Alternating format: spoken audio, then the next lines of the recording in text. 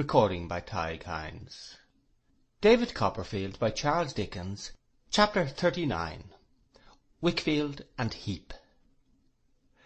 My aunt, beginning I imagined to be made seriously uncomfortable by my prolonged dejection, made a pretence of being anxious that I should go to Dover, to see that all was working well at the cottage which was let, and to conclude an agreement with the same tenant for a longer term of occupation. Janet was drafted into the service of Mrs. Strong, where I saw her every day. She had been undecided on leaving Dover whether or no to give the finishing touch to that renunciation of mankind in which she had been educated, by marrying a pilot, but she decided against that venture. Not so much for the sake of principle, I believe, as because she happened not to like him. Although it required an effort to leave Miss Mills, I fell rather willingly into my aunt's pretence, as a means of enabling me to pass a few tranquil hours with Agnes. I consulted the good doctor relative to an absence of 3 days, and the doctor, wishing me to take that relaxation, he wished me to take more, but my energy could not bear it, I made up my mind to go. As to the Commons, I had no great occasion to be particular about my duties in that quarter. To say the truth, we were getting on in no very good odour among the tip-top proctors, and were rapidly sliding down to but a doubtful position. The business had been indifferent under Mr. Jorkins before Mr. Spenlow's time, and although it had been quickened by the infusion of new blood and by the display which Mr. Spenlow made, still it was not established on a sufficiently strong basis to bear, without being shaken, such a blow as the sudden loss of its active manager. It fell off very much. Mr. Jorkins, notwithstanding his reputation in the firm, was an easy-going and capable sort of man, whose reputation out of doors was not calculated to back it up. I was turned over to him now, and when I saw him take his snuff and let the business go, I regretted my aunt's £1,000 more than ever. But this was not the worst of it. There were a number of hangers-on and outsiders about the Commons, who, without being proctors themselves, dabbled in common form business, and got it done by real proctors, who lent their names in consideration of a share in the spoil, and there were a good many of these too. As our house now wanted business on any terms, we joined this noble band, and threw out lures to the hangers-on and outsiders to bring their business to us. Marriage licenses and small probates were what we all looked for, and what paid us best, and the competition for these ran very high indeed. Kidnappers and inveiglers were planted in all the avenues and entrances to the Commons, with instructions to do their utmost to cut off all persons in mourning, and all gentlemen with anything bashful in their appearance, and entice them to the offices in which their respective employers were interested. Which instructions were so well observed that I myself, before I was known by sight, was twice hustled into the premises of our principal opponent. The conflicting interests of these touting gentlemen being of a nature to irritate their feelings, personal collisions took place, and the Commons was even scandalized by our principal inveigler, who had formerly been in the wine trade and afterwards in the sworn brokery line, walking about for some days with a black eye. Any one of these scouts used to think nothing of politely assisting an old lady in black out of a vehicle, killing any proctor whom she inquired for, representing his employer as the lawful successor and representative of that proctor, and bearing the old lady off, sometimes greatly affected, to his employer's office. Many captives were brought to me in this way. As to marriage licenses, the competition rose to such a pitch that a shy gentleman in want of one had nothing to do but submit himself to the first inveigler, or be fought for and become the prey of the strongest. One of our clerks, who was an outsider, used in the height of this contest to sit with his hat on, that he might be ready to rush out and swear before a surrogate any victim who was brought in. The system of inveigling continues, I believe, to this day. The last time I was in the Commons, a civil, able-bodied person in a white apron pounced out upon me from a doorway, and, whispering the word "marriage licence" in my ear, was with great difficulty prevented from taking me up in his arms and lifting me into a proctor's. From this digression, let me proceed to Dover. I found everything in a satisfactory state at the cottage, and was able to gratify my aunt exceedingly by reporting that the tenant inherited her feud, and waged incessant war against donkeys. Having settled the little business I had to transact there, and slept there one night, I walked on to Canterbury early in the morning. It was now winter again, and the fresh, cold, windy day and the sweeping downland brightened up my hopes a little. Coming into Canterbury, I loitered through the old streets with a sober pleasure that calmed my spirits and eased my heart. There were the old signs, the old names over the shops, the old people serving in them. It appeared so long since I had been a schoolboy there, that I wondered the place was so little changed, until I reflected how little I was changed myself. Strange to say, that quiet influence which was inseparable in my mind from Agnes seemed to pervade even the city where she dwelt. The venerable cathedral towers and the old jackdaws and rooks, whose airy voices made them more retired than perfect silence would have done. The battered gateways, one stuck full with statues, long thrown down and crumbled away, like the reverential pilgrims who had gazed upon them. The still nooks, where the ivied growth of centuries crept over gabled ends and ruined walls, the ancient houses, the pastoral landscape of field, orchard, and garden. Everywhere, on everything, I felt the same serener air, the same calm, thoughtful, softening spirit.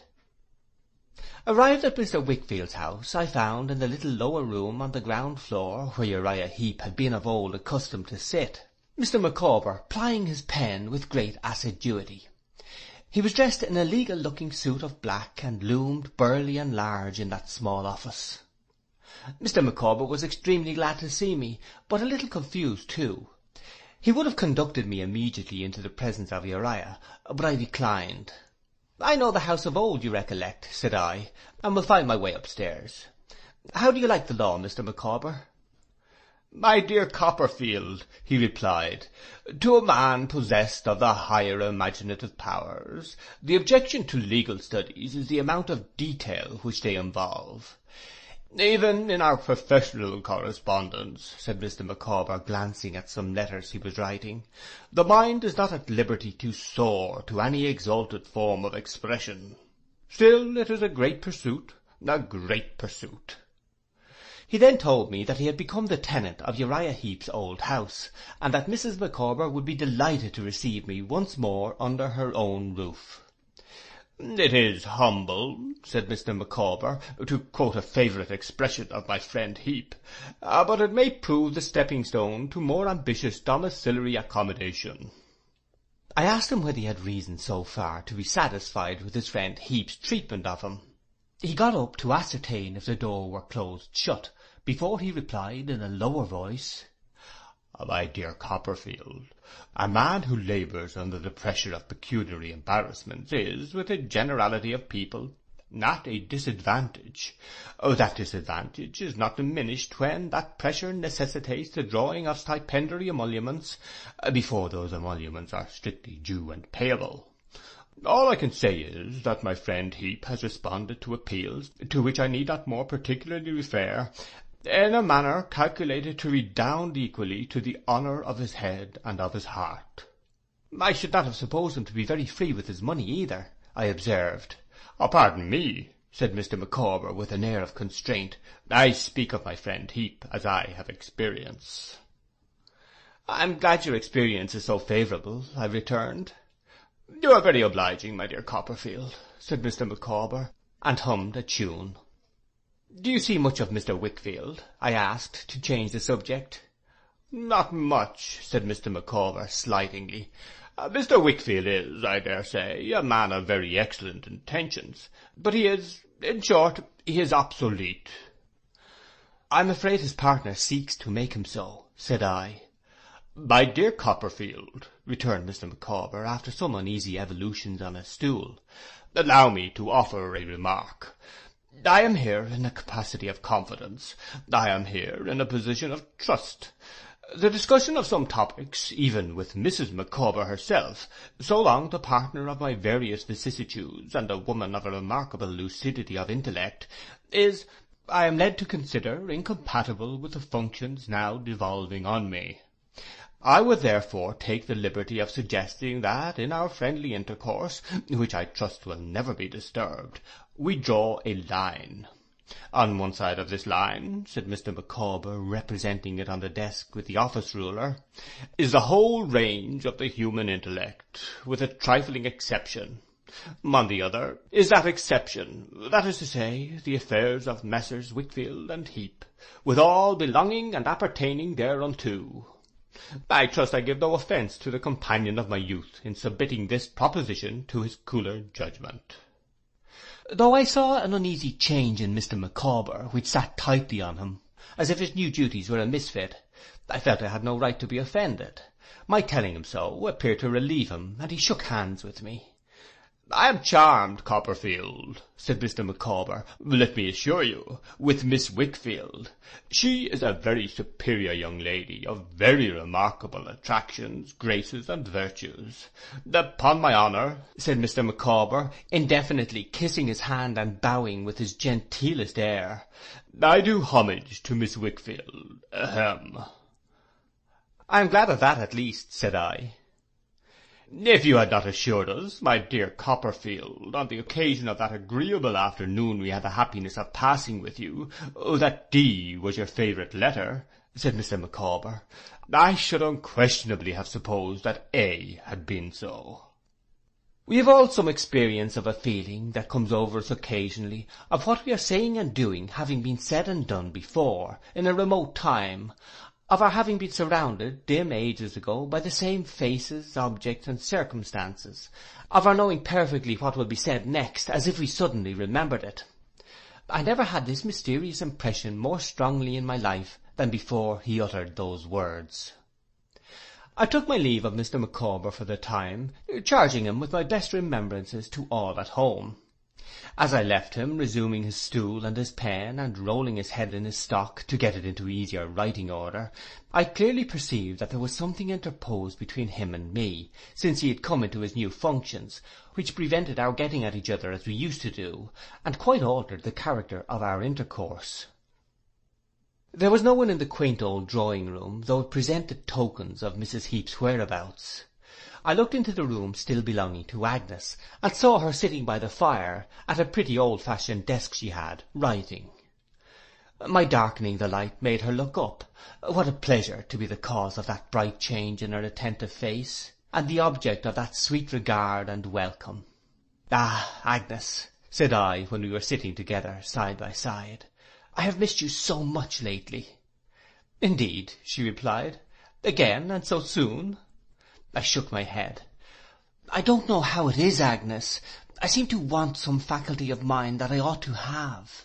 You were so much in the habit of thinking for me in the happy old days here, and I came so naturally to you for counsel and support, that I really think I have missed acquiring it. And what is it? Said Agnes cheerfully. I don't know what to call it, I replied. I think I am earnest and persevering. I am sure of it, said Agnes. And patient, Agnes? I inquired with a little hesitation. Yes, returned Agnes, laughing, pretty well. And yet, said I get so miserable and worried, and am so unsteady and irresolute in my power of assuring myself, that I know I must want, shall I call it reliance of some kind? Call it so, if you will, said Agnes. Well, I returned, see here, you come to London, I rely on you, and I have an object and a course at once.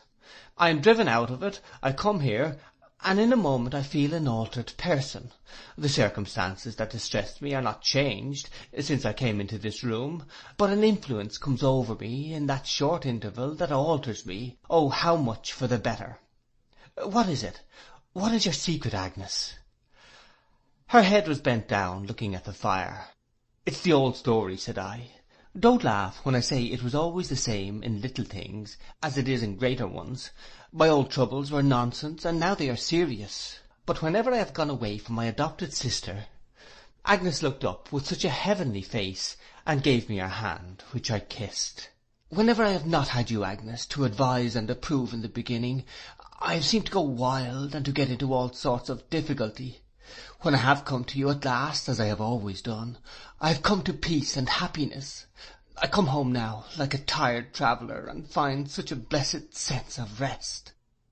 I felt so deeply what I said, it affected me so sincerely, that my voice failed, and I covered my face with my hand, and broke into tears. I write the truth, whatever contradictions and inconsistencies there were within me, and there are within so many of us, whatever might have been so different and so much better, whatever I had done, in which I had perversely wandered away from the voice of my own heart, I knew nothing of.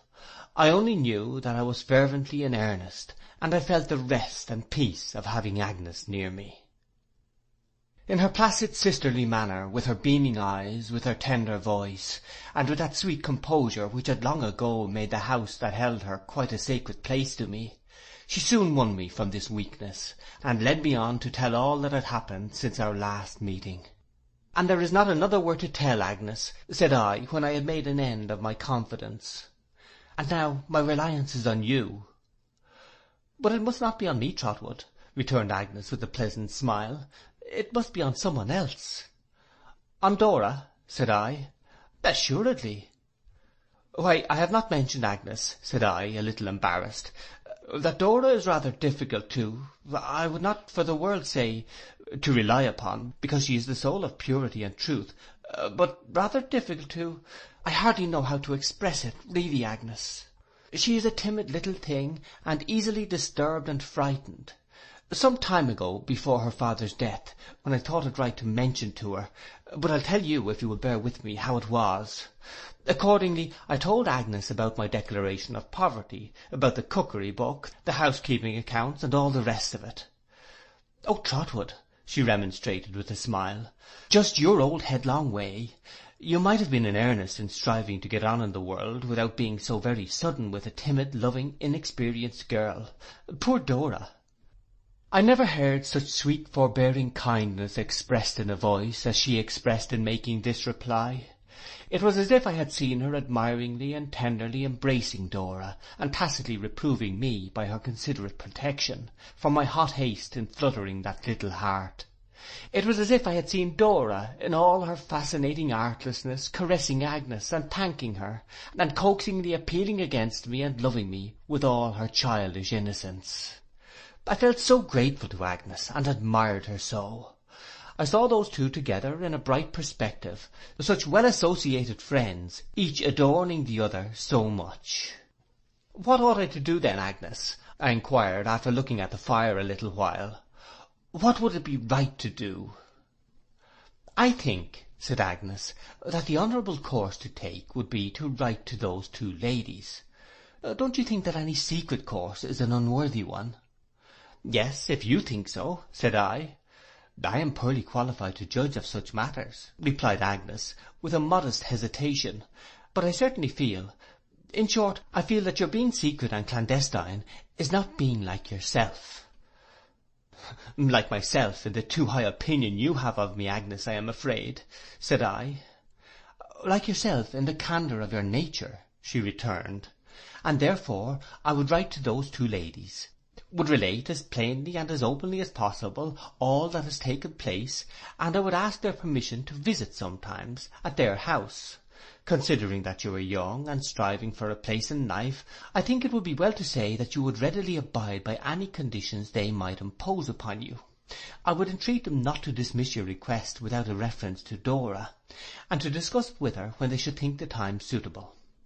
I would not be too vehement," said Agnes gently, "or propose too much. I would trust to my fidelity and perseverance, and to Dora." "But if they were to frighten Dora again, Agnes, by speaking to her," said I, "and if Dora were to cry, and say nothing about me?" "Is that likely?" inquired Agnes, with the same sweet consideration in her face. "God bless her, she is as easily scared as a bird," said I. "It might be, or if the two Miss Spenlows, elderly ladies of that sort are odd characters sometimes, should not be likely persons to address in that way." "I don't think, Trotwood," returned Agnes, raising her soft eyes to mine, "I would consider that. Perhaps it would be better only to consider whether it is right to do this, and if it is, to do it." I had no longer any doubt on the subject. With a lightened heart, though with a profound sense of the weighty importance of my task, I devoted the whole afternoon to the composition of the draught of this letter, for which great purpose Agnes relinquished her desk to me. But first I went downstairs to see Mr. Wickfield and Uriah Heep. I found Uriah in possession of a new plaster-smelling office, built out in the garden, looking extraordinarily mean, in the midst of a quantity of books and papers. He received me in his usual fawning way, and pretended not to have heard of my arrival from Mr. Micawber, a pretence I took the liberty of disbelieving. He accompanied me into Mr. Wickfield's room, which was the shadow of its former self. Having been divested of a variety of conveniences for the accommodation of the new partner, and stood before the fire warming his back and shaving his chin with his bony hand, while Mr. Wickfield and I exchanged greetings. "You stay with us, Trotwood, while you remain in Canterbury," said Mr. Wickfield, not without a glance at Uriah for his approval. "Is there room for me?" said I. "I am sure, Master Copperfield, I should say Mister, but the other comes so natural," said Uriah. "I would turn out of your old room with pleasure, if it would be agreeable." "Oh, no," said Mr. Wickfield. "Why should you be inconvenienced? There's another room. "Oh, but you know," returned Uriah with a grin, "I really would be delighted." To cut the matter short, I said I would have the other room or none at all. So it was settled that I should have the other room, and, taking my leave of the firm until dinner, I went upstairs again. I had hoped to have no other companion than Agnes, but Mrs. Heep had asked permission to bring herself and her knitting near the fire in that room, on pretence of its having an aspect more favourable for her rheumatics, as the wind was then, than the drawing-room or dining-parlour. Though I could almost have consigned her to the mercies of the wind on the topmost pinnacle of the cathedral without remorse, I made a virtue of necessity, and gave her a friendly salutation. "I am humbly thankful to you, sir," said Mrs. Heep, in acknowledgment of my inquiries concerning her health, "but I'm only pretty well. I haven't much to boast of. If I could see my Uriah well settled in life, I couldn't expect much more, I think. How do you think my Uri looking, sir?" I thought him looking as villainous as ever, and I replied that I saw no change in him. "Oh, don't you think he's changed?" said Mrs. Heep. "There I must humbly beg leave to differ from you. Don't you see a thinness in him?" "Not more than usual," I replied. "Don't you, though?" said Mrs. Heep. "But you don't take notice of him with a mother's eye." His mother's eye was an evil eye to the rest of the world, I thought, as it met mine, however so affectionate to him, and I believe she and her son were devoted to one another. It passed me, and went on to Agnes. "Don't you see a wasting and a wearing in him, Miss Wickfield?" inquired Mrs. Heep. "No," said Agnes, quietly pursuing the work on which she was engaged. "You are too solicitous about him. He is very well." Mrs. Heep, with a prodigious sniff, resumed her knitting. She never left off, or left us for a moment. I had arrived early in the day, and we had still 3 or 4 hours before dinner, but she sat there, plying her knitting needles as monotonously as an hourglass might have poured out its sands. She sat on one side of the fire, I sat at the desk in front of it, a little beyond me, on the other side, sat Agnes.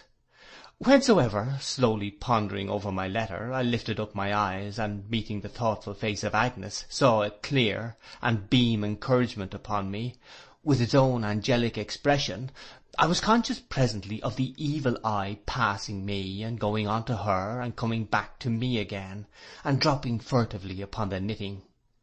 What the knitting was I don't know, not being learned in that art, but it looked like a net, and as she worked away with those Chinese chopsticks of knitting needles, she showed in the firelight like an ill-looking enchantress, balked as yet by the radiant goodness opposite, but getting ready for a cast of her net by and by.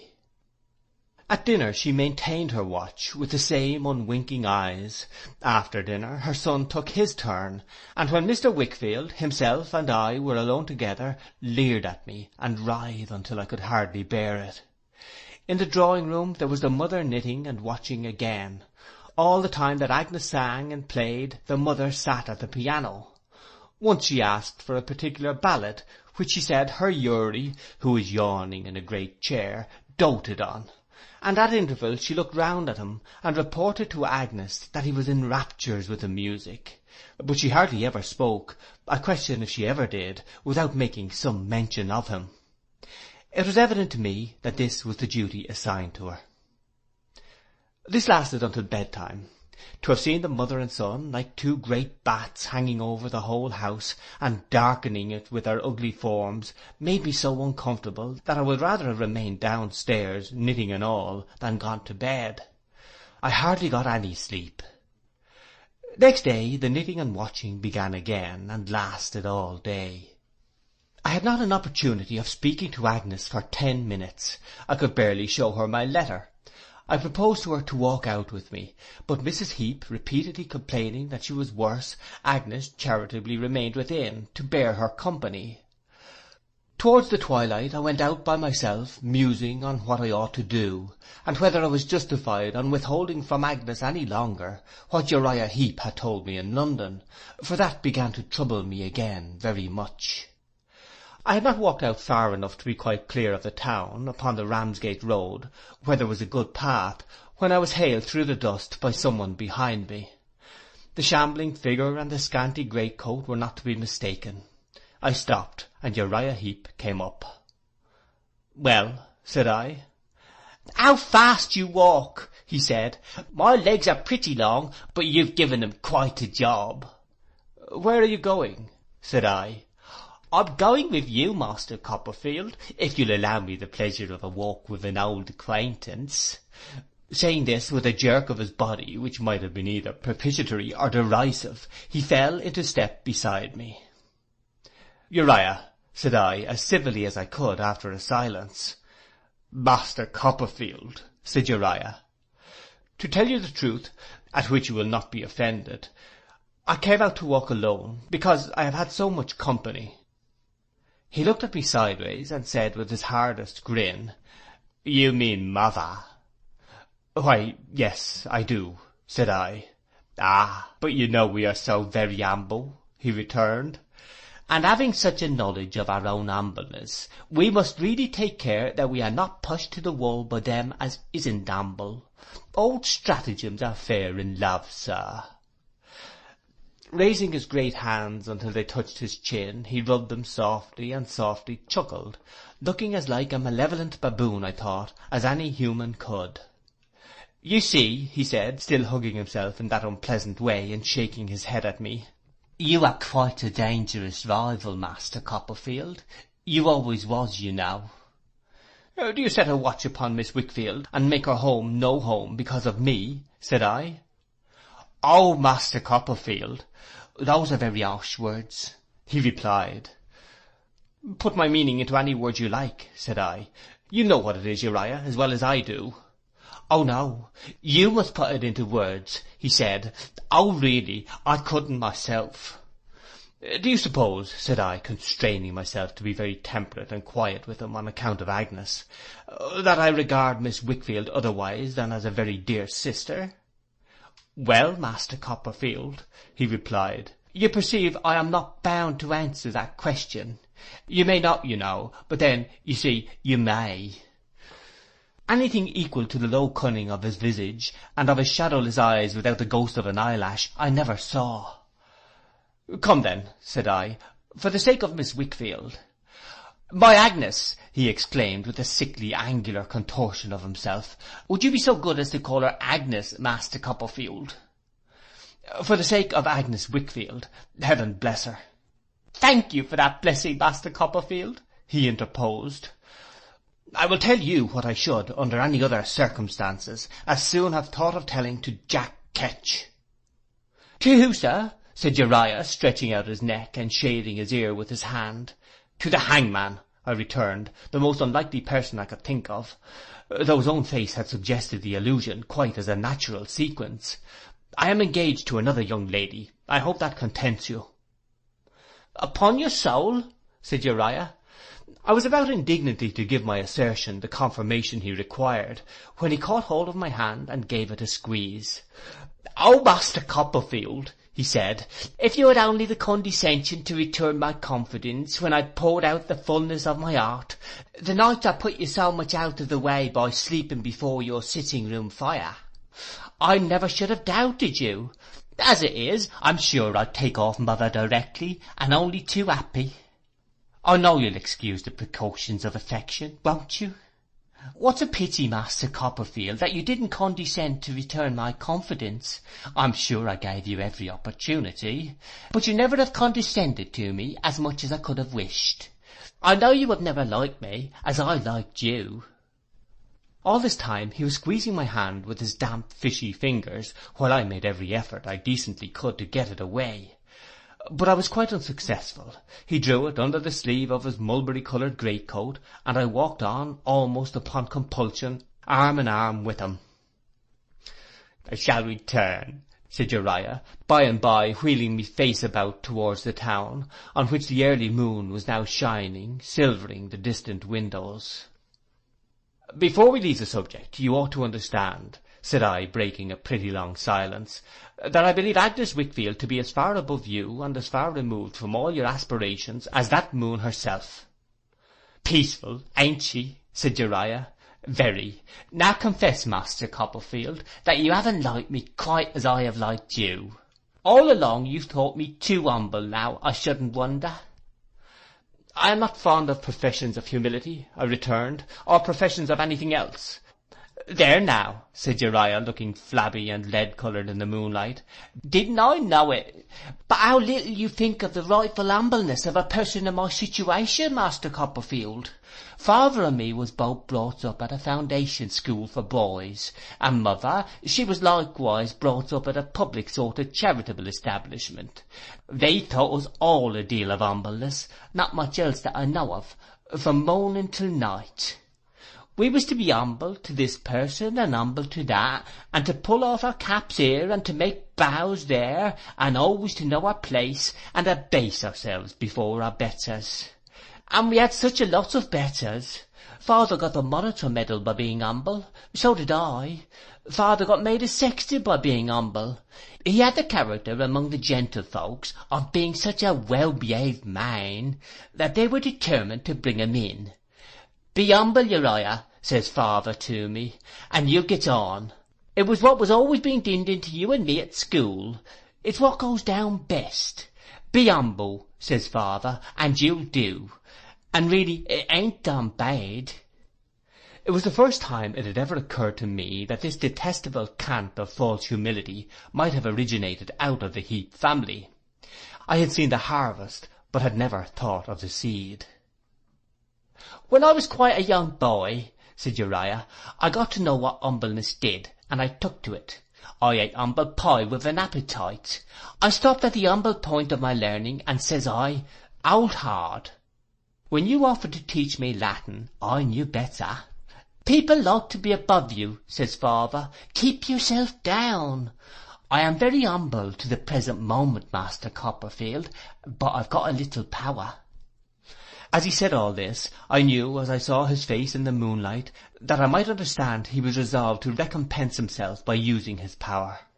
I had never doubted his meanness, his craft and malice, but I fully comprehended now, for the first time, what a base, unrelenting, and revengeful spirit must have been engendered by this early and this long suppression. His account of himself was so far attended with an agreeable result, that it led to his withdrawing his hand, in order that he might have another hug of himself under the chin. Once apart from him, I was determined to keep apart, and we walked back side by side, saying very little more by the way. Whether his spirits were elevated by the communication I had made to him, or by his having indulged in this retrospect, I don't know, but they were raised by some influence. He talked more at dinner than was usual with him, asked his mother, off duty from the moment of our re-entering the house, whether he was not growing too old for a bachelor, and once looked at Agnes so that I would have given all I had for leave to knock him down. When we three males were left alone after dinner, he got into a more adventurous state. He had taken little or no wine, and I presume it was the mere insolence of triumph that was upon him, flushed perhaps by the temptation my presence furnished to its exhibition. I had observed yesterday that he tried to entice Mr. Wickfield to drink, and interpreting the look which Agnes had given me as she went out, had limited myself to one glass, and then proposed that we should follow her. I would have done so again to-day, but Uriah was too quick for me. We seldom see our present visitor, sir, he said, addressing Mr. Wickfield, sitting such a contrast to him at the end of the table, and I should propose to give him welcome in another glass or two of wine, if you have no objections. Mr. Copperfield, your health and happiness. I was obliged to make a show of taking the hand he stretched across to me, and then, with very different emotions, I took the hand of the broken gentleman, his partner. "Come, fellow partner," said Uriah, "if I may take the liberty. Now, suppose you give us something or another appropriate to Copperfield." I pass over Mr. Wickfield's proposing my aunt, his proposing Mr. Dick, his proposing Doctors' Commons, his proposing Uriah, his drinking everything twice, his consciousness of his own weakness, the ineffectual effort that he made against it, the struggle between his shame in Uriah's deportment and his desire to conciliate him, the manifest exultation with which Uriah twisted and turned, and held him up before me. It made me sick at heart to see, and my hand recoils from writing it. "Come, fellow partner," said Uriah at last, "I'll give you another one, and I humbly ask for bumpers, seeing I intend to make it the divinest of her sex." Her father had his empty glass in his hand. I saw him set it down, look at the picture she was so like, put his hand to his forehead, and shrink back in his elbow-chair. "I am an humble individual to give you her health," proceeded Uriah, "but I admire, adore her." No physical pain that her father's grey head could have borne, I think, could have been more terrible to me than the mental endurance I saw compressed now within both his hands. "Agnes," said Uriah, either not regarding him, or not knowing what the nature of his action was, "Agnes Wickfield is, I am safe to say, the divinest of her sex. May I speak out among friends?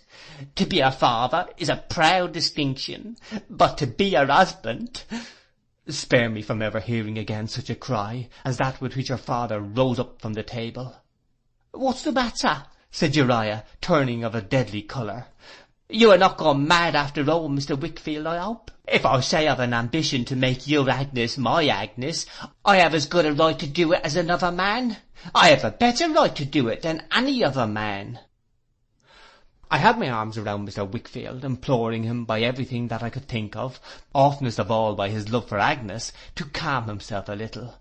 He was mad for the moment, tearing out his hair, beating his head, trying to force me from him, and to force himself from me, not answering a word, not looking at or seeing anyone, blindly striving for he knew not what, his face all staring and distorted, a frightful spectacle. I conjured him, incoherently, but in the most impassioned manner, not to abandon himself to this wildness, but to hear me. I besought him to think of Agnes, to connect me with Agnes, to recollect how Agnes and I had grown up together, how I honoured her and loved her, how she was his pride and joy. I tried to bring her idea before him in any form. I even reproached him with not having firmness to spare her the knowledge of a scene such as this. I may have effected something, or his wildness may have spent itself, but by degrees he struggled less, and began to look at me, strangely at first, then with recognition in his eyes.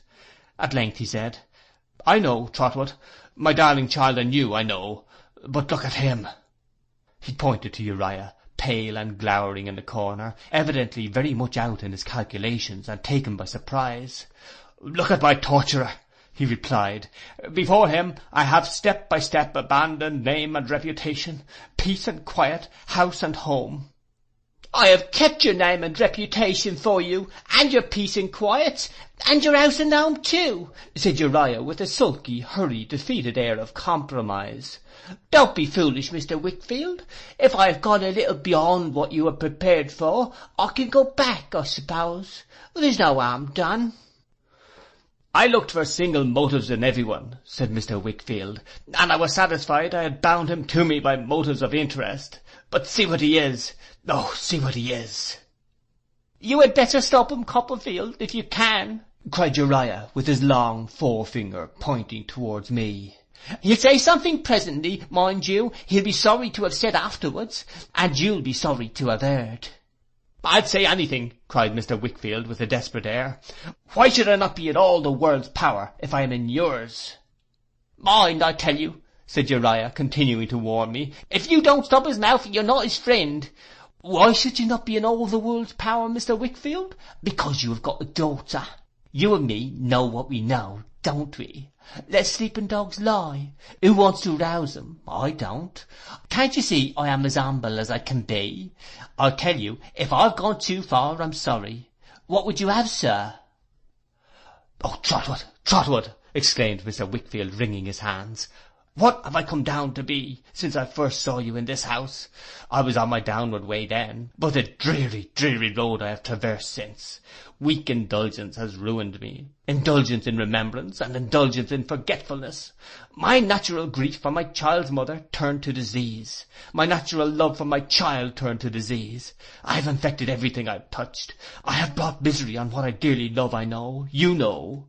I thought it possible that I could truly love one creature in the world, and not love the rest. I thought it possible that I could truly mourn for one creature gone out of the world, and not have some part in the grief of all who mourned. Thus the lessons of my life have been perverted. I have preyed on my own morbid, coward heart, and it has preyed on me. Sordid in my grief, sordid in my love, sordid in my miserable escape from the darker side of both. Oh, see the ruin I am, and hate me, shun me. He dropped into a chair and weakly sobbed. The excitement into which he had been roused was leaving him. Uriah came out of his corner. I don't know all I have done in my fatuity, said Mr. Wickfield, putting out his hands as if to deprecate my condemnation. He knows best, meaning Uriah Heep, for he has always been at my elbow, whispering me. You see the millstone that he is around my neck? You find him in my house, you find him in my business. You heard him but a little time ago. What need have I to say more? You haven't need to say so much, nor half so much, nor anything at all, observed Uriah, half defiant and half fawning. You wouldn't have took it up so if it hadn't been for the wine. You'll think better of it tomorrow, sir. If I have said too much, or more than I meant, what of it? I haven't stood by it. The door opened, and Agnes, gliding in, without a vestige of colour in her face, put her arm round his neck, and steadily said, Papa, you are not well. Come with me. He laid his head upon her shoulder, as if he were oppressed with heavy shame, and went out with her. Her eyes met mine but for an instant, yet I saw how much she knew of what had passed. I didn't expect he'd cut up so rough, Master Copperfield, said Uriah, but it's nothing. I'll be friends with him tomorrow. It's for his good. I'm humbly anxious for his good. I gave him no answer, and went upstairs to the quiet room where Agnes had so often sat beside me at my books. Nobody came near me until late at night. I took up a book and tried to read. I heard the clock strike 12, and was still reading, without knowing what I read, when Agnes touched me. You will be going early in the morning, Trotwood. Let us say good-bye now. She had been weeping, but her face then was so calm and beautiful. Heaven bless you, she said, giving me her hand. Dearest Agnes, I returned, I see you ask me not to speak of tonight, but is there nothing to be done? There is God to trust in, she replied. Can I do nothing, I who come to you with my poor sorrows? And make mine so much lighter, she replied. Dear Trotwood, no. Dear Agnes, said I, it is presumptuous for me, who am so poor in all in which you are so rich, goodness, resolution, all noble qualities, to doubt or direct you. But you know how much I love you, and how much I owe you. You will never sacrifice yourself to a mistaken sense of duty, Agnes. More agitated for a moment than I had ever seen her, she took her hands from me, and moved a step back. Say you have no such thought, dear Agnes, much more than sister. Think of the priceless gift of such a heart as yours, of such a love as yours. Oh, long, long afterwards I saw that face rise up before me, with its momentary look, not wondering, not accusing, not regretting. Oh, long, long afterwards I saw that look subside, as it did now, into the lovely smile with which she told me she had no fear for herself, I need have none for her, and parted from me by the name of brother, and was gone. It was dark in the morning when I got upon the coach at the inn door. The day was just breaking when we were about to start, and then, as I sat thinking of her, came struggling up the coach-side through the mingled day and night Uriah's head. "Copperfield," he said in a croaking whisper as he hung by the iron on the roof, "I thought you'd be glad to hear before you went off that there's no squares broke between us. I've been into his room already, and we've made it all smooth. Why, though I'm humble, I'm useful to him, you know. He understands his interest when he isn't in liquor. What an agreeable man he is after all, Master Copperfield." I obliged myself to say that I was glad he had made his apology. "Oh, to be sure," said Uriah. "When a person's humble, you know, what's an apology? So easy, I say.